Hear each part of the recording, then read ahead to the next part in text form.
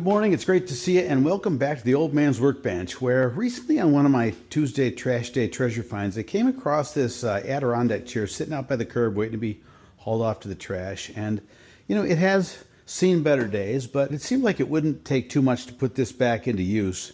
Maybe a coat of paint, and it looks like it's missing a slat there. So I brought it home intending to fix it up and use it. But then it occurred to me, what good really is one Adirondack chair? You really need a couple or maybe four to sit around a fire pit with or sit on the back porch with. So instead of just fixing this one up, I thought maybe what I'd do is I'd take it apart and I'd use the pieces to create templates so that I could make more. And so that's what our project is going to be. First thing I think I'm going to do is take this back off. Well, the surgical precision method didn't work, so I had to resort to some hackery, which is really kind of more my style anyhow. Yeah, there we go. Come on. There we go. All right, let's see if a little gentle persuasion will get us anywhere. Okay, there we go. Well, there's one side of the leg and arm assembly. And really that's all we need for our templates, because we'll just flip it over and cut out the other side that way. But I'm going to go ahead and take this other side apart anyhow. Then again, thinking about it just briefly, maybe I'll just leave this in place, and I've got something that I can reference when I'm putting all the new pieces back together, something that's complete. I think that's the play. We're going to just leave this intact.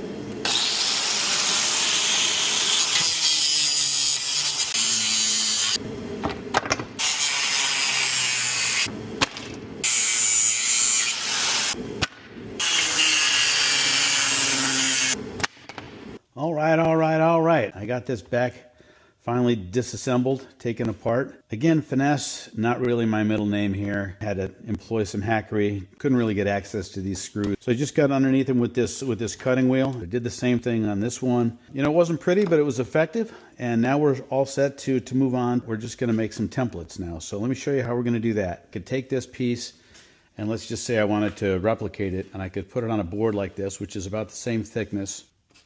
Trace that. There. Now I don't have to measure anything, and all I really need to do is follow this line. But I don't want to keep these boards around. They're kind of big and they're kind of bulky. So what I've done here is I went out and got a piece of MDF, medium density fiberboard. So all I'm doing is just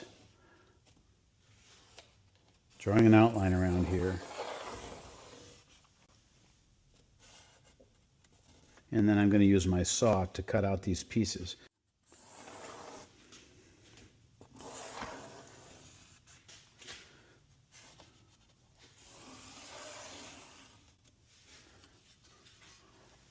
And there we have it.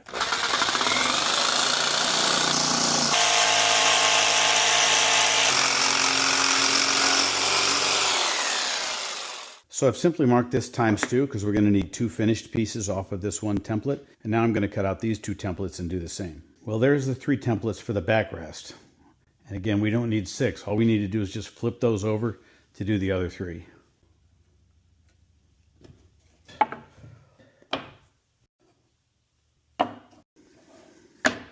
All right, let's talk for a second about the material that we're going to use to build these chairs with. And you can make these Adirondack chairs out of, you know, really almost any kind of wood. I've seen people make them out of pressure-treated 2x4s or pressure-treated decking. You know, a lot of people like to make them out of cedar. I'm using pine. I'm using these fence pickets. And the reason I chose them is because they're cheap.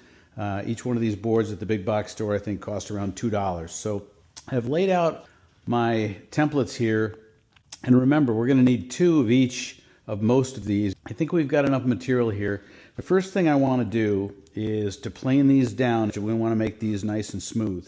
So this is my thickness planer, and about a week or so ago I put out a video of me sort of refurbishing this and getting it ready for this project. Now, if you don't have a thickness planer, that's fine. You can actually go buy finished pine about the same size. It's going to cost a little bit more, but unless you're willing to shell out several $100s for a thickness planer, that might be the way to go. Let's get going on this.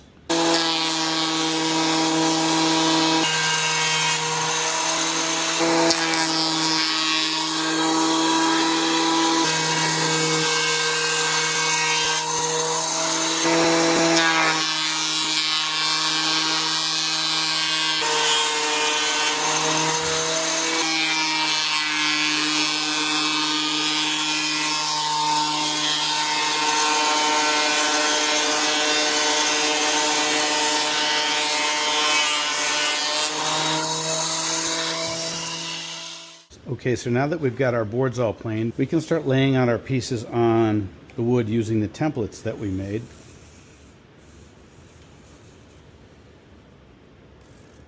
We'll probably cut the board somewhere here. Okay, and then all of this material, or most of it, is going to be removed. Okay, I'm back out here in the shop after supper, and I just got through using this template of the leg to mark out and cut the two legs. So you can see that there's about 1/8 of an inch all the way around this that is not flush with the template, and that's on purpose because we're going to take this over to the router and use a flush cutting router bit to finish this off. But you can see I've got two that are roughly about the same size. And now I'm about ready to do the same thing with the arm template. So as I started to lay this out, I noticed that when I lay this out, no matter where I lay it out, if I use this end, I'm going to kind of run into this knot. And I really just don't want to use that part if I can help it. So I'm going to slide this down here. And I'm going to take advantage of this edge here because these lines are straight right here. So I can go right up to that edge. And I'm just going to, again, just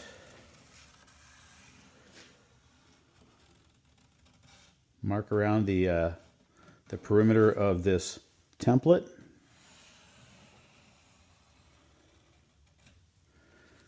And then I'm going to come down here and do the same thing. Give it a little space between the two. But there's a knot there, and I'd like to avoid that as well if I could. I know there's going to be some waste, and I may have to go get some more boards at some point, but we'll see what we run into with this.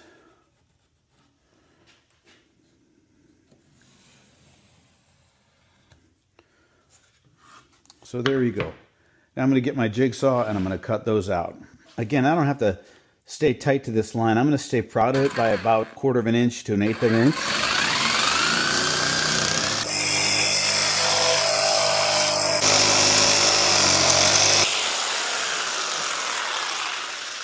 There's one, and now I'll do the other one. And there's the second one.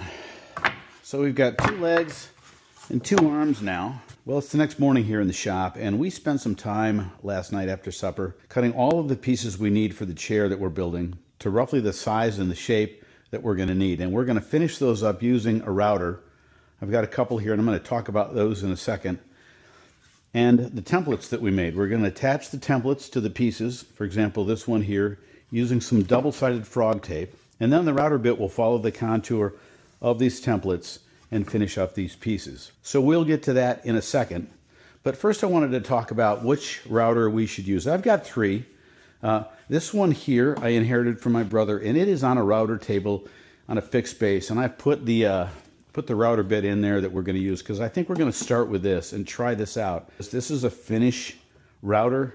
It's not really made for deep cuts, but these pieces are thin enough that I think it would work. This one I don't think is something we're going to use. This is 1 3/4 horsepower, way too much for what we need, and it's really made for bigger work. Okay, I've got the first piece here, one of the back pickets, and then I've got the template that matches that, and I put a couple of pieces of frog tape on there. All I really did was just take my roll of frog tape and just cut off a piece that was about 2 inches long. I don't need a lot. A lot of people think you've got to really put this on there, but you really don't. You're just trying to keep this from moving sideways or this way. You just kind of want it to attach. So now I'm going to carefully place this on here so that the edges match pretty closely. And that'll do it. And now I'm just going to press it down. And that's on there. And then this is going to ride along that. See how that ball bearing rolls there? See that? And it's going to go in till it hits this, and we're just going to ride it around. Now these edges are pretty close. There's probably not a lot that I'm going to be taking off, if any, from the sides here. I'm really just concerned about this, so we'll start with that. Now, as with any router, you really want to move into the blade. And because this is upside down, this blade is going to turn counterclockwise, so I want to move into the cut. We don't want to put it on this side. You'll get what we call kickback. It'll want to move out. So let's turn this thing on and see if we can't get this piece shaved down to its finished size.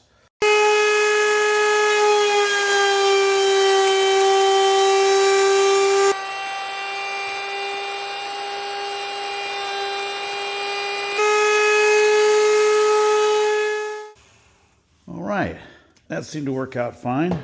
We just pull the tape off and we do the next one.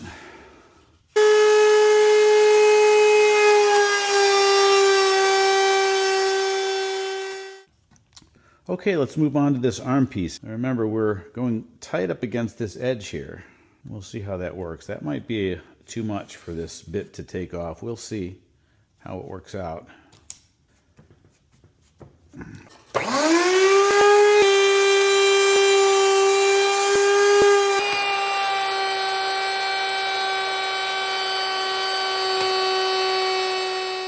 All right, that doesn't look too bad. Just checking the edges here. Looks like we got a little bit here at the corner we need to get off. We got a little bit of a knot there that kind of knocked the bit away, and then just a little bit there. So we're going to clean that up, and then we'll take this template off and move on to the next one.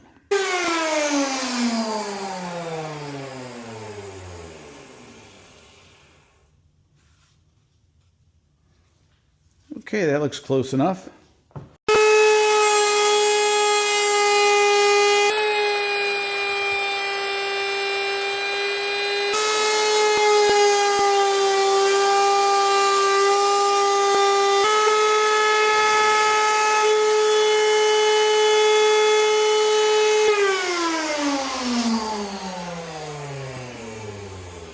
All right, we've got all of our pieces for our chair to the final size and shape. Everything's been routed very nicely. The edges are nice. I'm going to use this little handheld router here to do some rounding over and just kind of soften the edges here so they're not so sharp. So we've got this little rounding over bit here. And again, we're just going to let this bearing ride on the edge here. So let me do this real quick and then I'll show you what that looks like. And then the rest of these are just going to get a little small chamfer.